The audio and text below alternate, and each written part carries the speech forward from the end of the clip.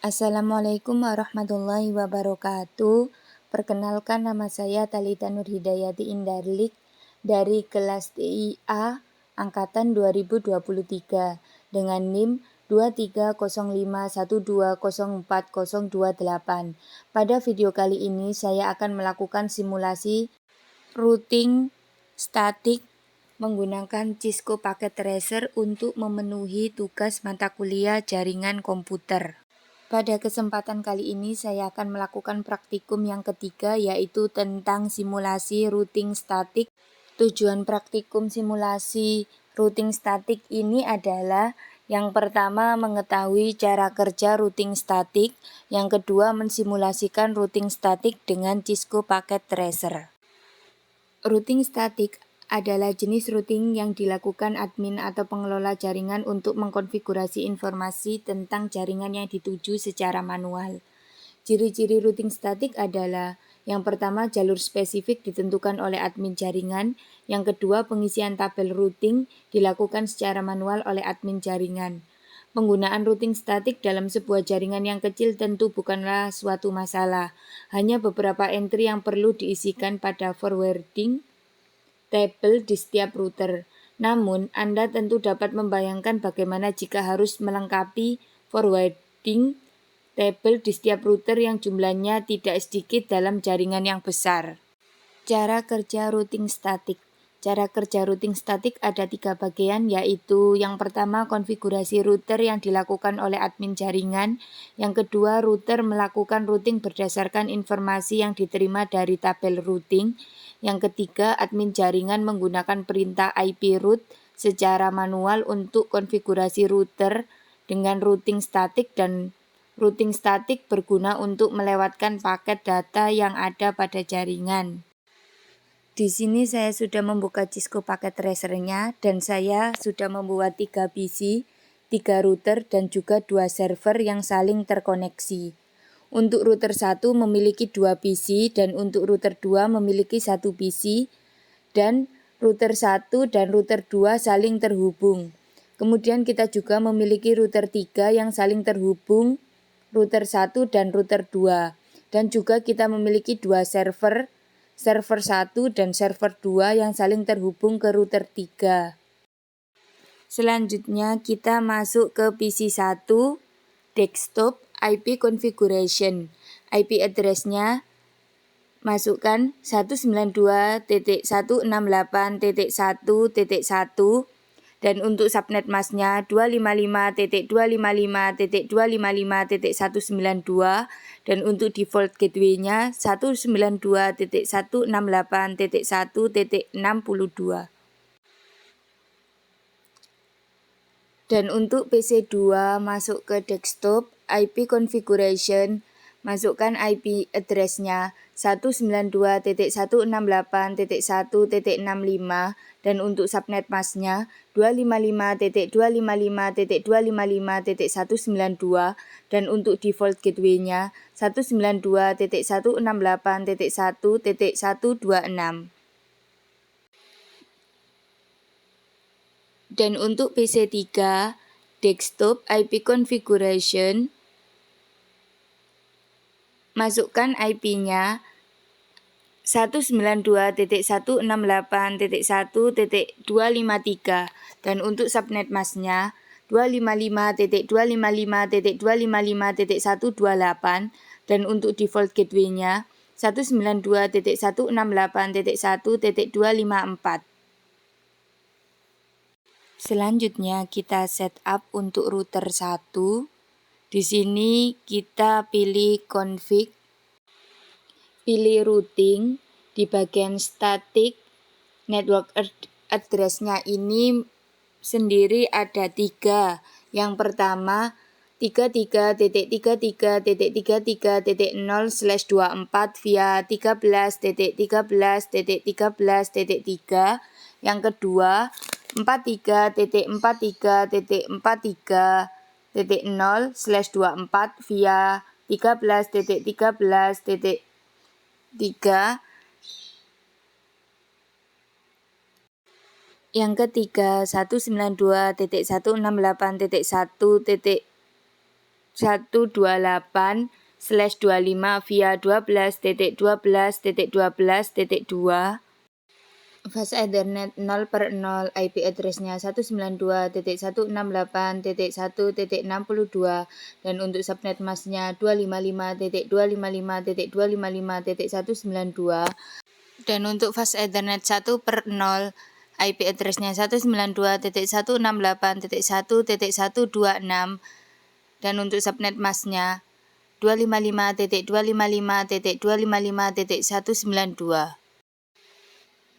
Dan untuk serial 2-nya adalah IP-nya 12.12.12.1 dan untuk subnet mask-nya 255.255.255.0 dan untuk serial 3 IP address-nya 13.13.13.1 dan untuk subnet mask-nya 255.255.255.0 dan jangan lupa port statusnya kita on-kan semuanya. Dan untuk router 2 sendiri routing di bagian statik network address-nya sendiri ada 3. Yang pertama 192.168.1.0/25 via 12.12.12.1. Yang kedua 33.33.33.0/24 via 23.23.23.3. Yang ketiga 43.43.43.0/24 via 23.23.23.3 dan untuk interface-nya Fast Ethernet 0 IP address-nya 192.168.1.254 dan untuk subnet mask-nya 255.255.255.128. Dan untuk Fast Ethernet 1 kita tidak memakai IP address-nya.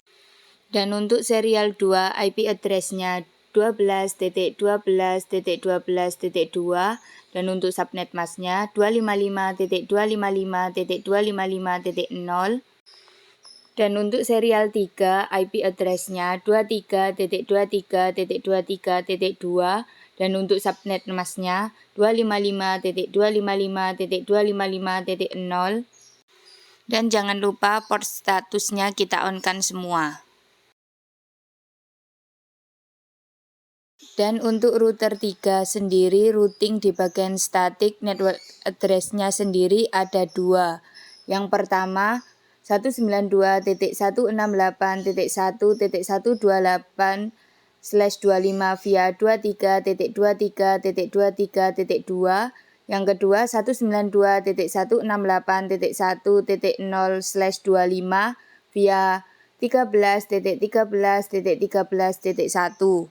Dan untuk interface-nya Fast Ethernet 0 IP address-nya 33.33.33.3 dan untuk subnet mask-nya 255.255.255.0 dan Fast Ethernet 1 IP address-nya 43.43.43.3 dan untuk subnet mask-nya 255.255.255.0 dan untuk serial 2 IP address-nya 13.13.13.3 subnet mask-nya 255.255.255.0 dan untuk serial 3-nya IP address-nya 23.23.23.3 subnet mask-nya 255.255.255.0 dan jangan lupa port statusnya kita on-kan semua.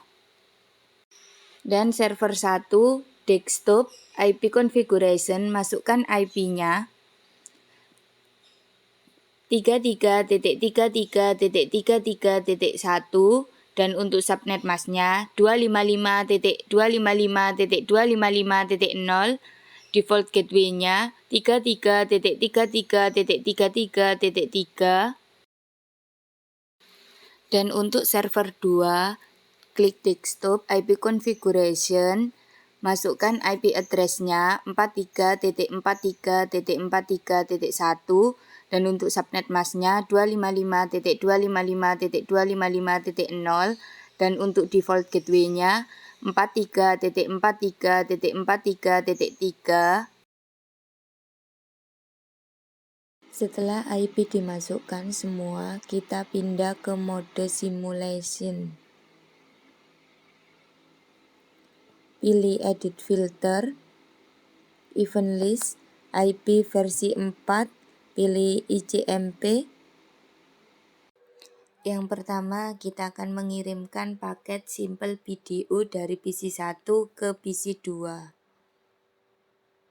Lalu kita jalankan dari PC 1 menuju router 1, dari router 1 menuju PC 2, dan akan dikembalikan lagi ke PC 1.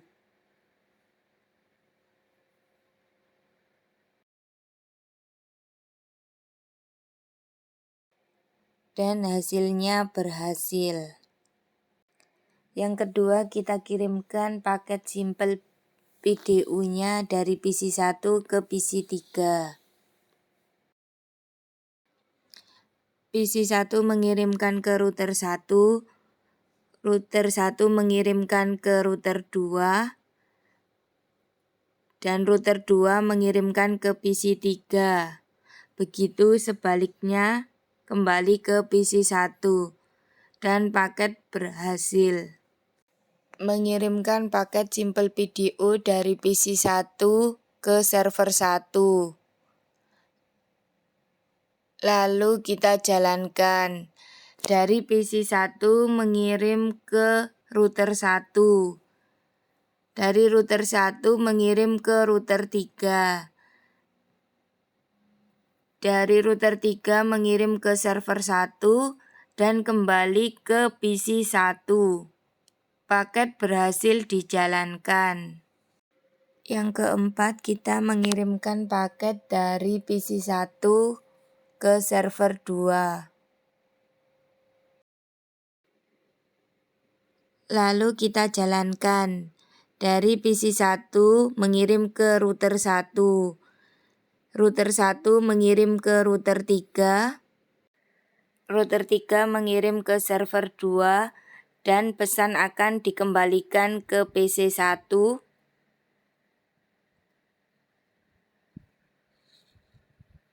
Pesan telah berhasil. Mengirimkan paket simple video dari PC 3 ke PC 1. Lalu kita jalankan. Dari PC 3 mengirim ke router 2. Router 2 mengirim ke router 1. Router 1 mengirim ke PC 1 dan akan dikembalikan lagi ke PC 3. Paket simple video berhasil dikirimkan. Yang keenam, sekarang mengirimkan paket simple video dari PC 3 ke PC 2. Lalu jalankan. PC 3 mengirimkan ke router 2, router 2 mengirimkan ke router 1, router 1 mengirimkan ke PC 2 dan akan dikembalikan lagi ke PC 3.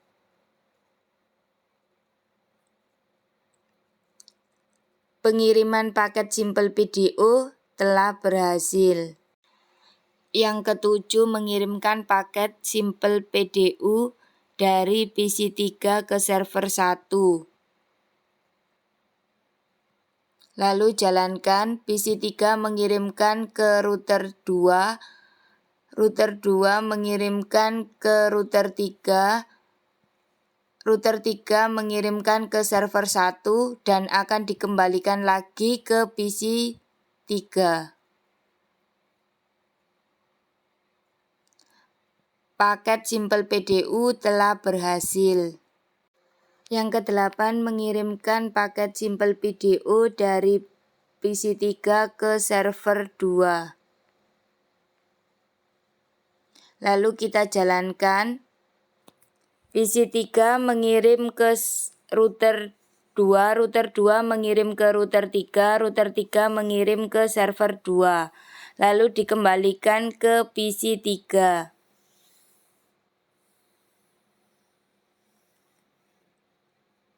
Paket Simple PDU telah berhasil. Yang ke-9, mengirimkan paket Simple PDU dari server 1 ke server 2. Lalu jalankan. Server 1 mengirim ke router 3, router 3 mengirim ke server 2, server 2 mengembalikan ke server 1. Paket Simple PDU telah berhasil. Yang ke-10, mengirimkan paket Simple PDU dari server 1 ke PC 1. Lalu jalankan.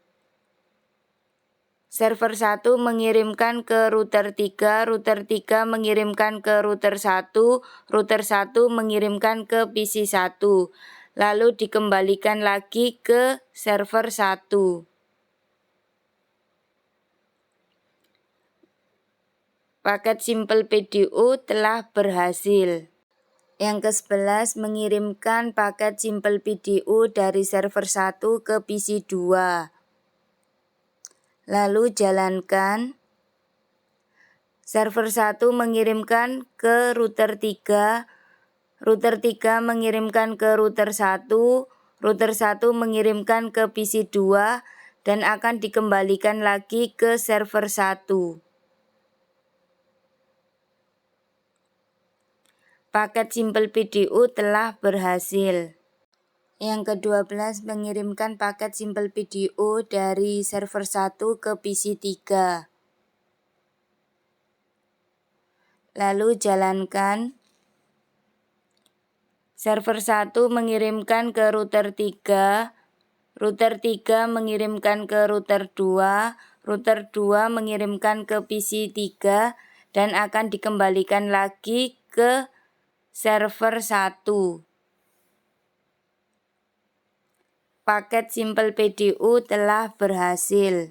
Setelah selesai mengirimkan paket Simple PDU, kita ke mode real time. Kita akan coba melakukan tracing lalu amati hasil penelusurannya. Yang pertama, tracingnya masuk ke PC 1, pilih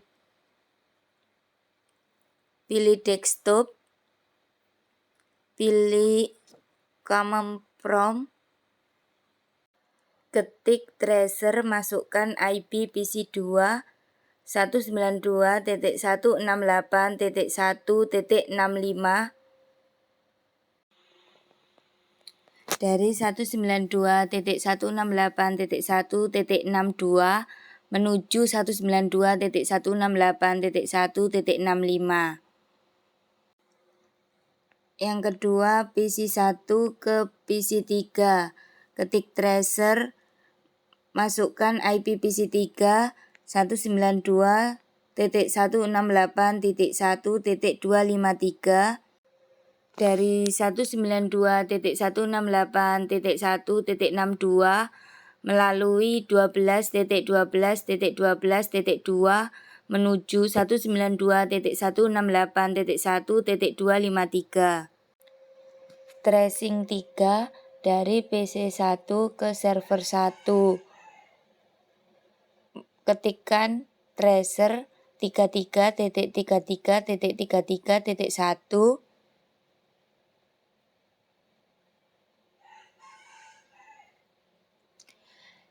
Dari 192.168.1.62 melalui 13.13.13.3 menuju 33.33.33.1.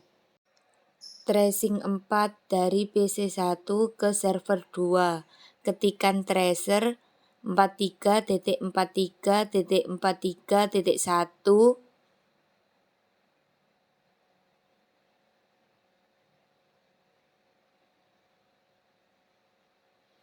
Dari 192.168.1.62 melalui 13.13.13.3 menuju 43.43.43.1. Kita masuk ke PC 3, klik desktop, command prompt. Kita melakukan tracing ke 5 PC 3 ke PC1. Ketikan tracer 192.168.1.1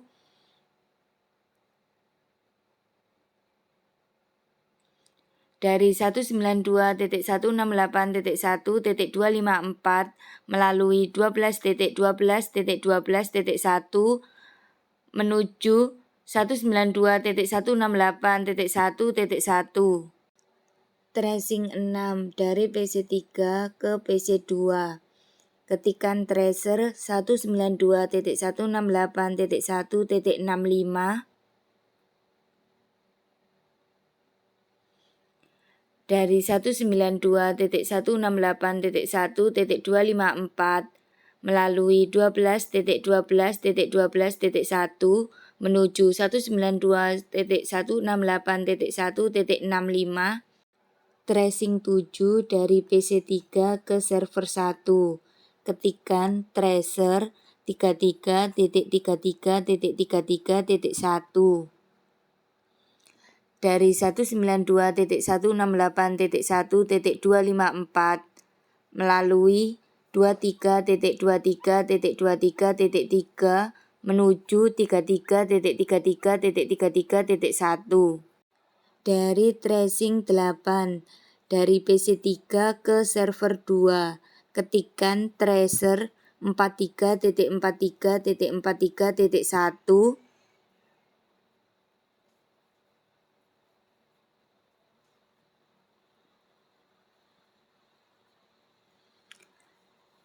dari 192.168.1.254 melalui 23.23.23.3 menuju 43.43.43.1.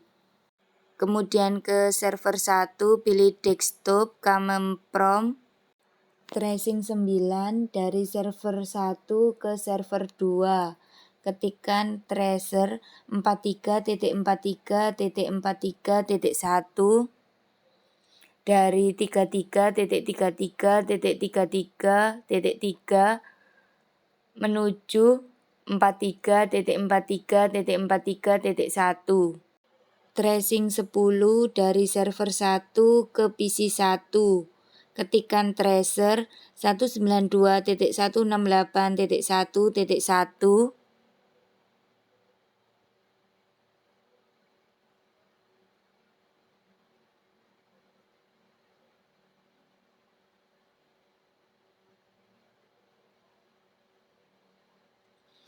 dari 33.33.33.3 melalui 13.13.13.1 menuju 192.168.1.1. Tracing 11 dari server 1 ke PC2. Ketikan tracer 192.168.1.65 dari 33.33.33.3 melalui 13.13.13.1 menuju 192.168.1.65. Tracing 12 dari server 1 ke PC3. Ketikan tracer 192.168.1.253 dari 33.33.33.3 melalui 23.23.23.2 menuju 192.168.1.253. Jadi setelah kita mengecek semuanya, routing statik ini memiliki keuntungan dan kerugian. Keuntungan dan kerugian routing statik. Keuntungan routing statik. Yang pertama, meringankan kinerja prosesor router. Yang kedua, tidak ada bandwidth yang digunakan untuk pertukaran informasi dari tabel isi routing pada saat pengiriman paket. Yang ketiga, routing statik lebih aman dibandingkan routing dinamis. Yang keempat, routing statik kebal dari segala usaha hacker untuk men-spoof dengan tujuan membajak trafik. Kerugian routing statik Yang pertama, administrator jaringan harus mengetahui semua informasi dari masing-masing router yang digunakan. Yang kedua, hanya dapat digunakan untuk jaringan berskala kecil. Yang ketiga, administrasinya cukup rumit dibandingkan routing dinamis, terlebih jika banyak router yang harus dikonfigurasi secara manual. Yang keempat, rentan terhadap kesalahan saat entry data routing statik yang dilakukan secara manual. Mungkin itu saja yang dapat saya simpulkan. Jika ada kurangnya saya mohon maaf. Terima kasih yang sudah menonton video ini. Wassalamualaikum warahmatullahi wabarakatuh.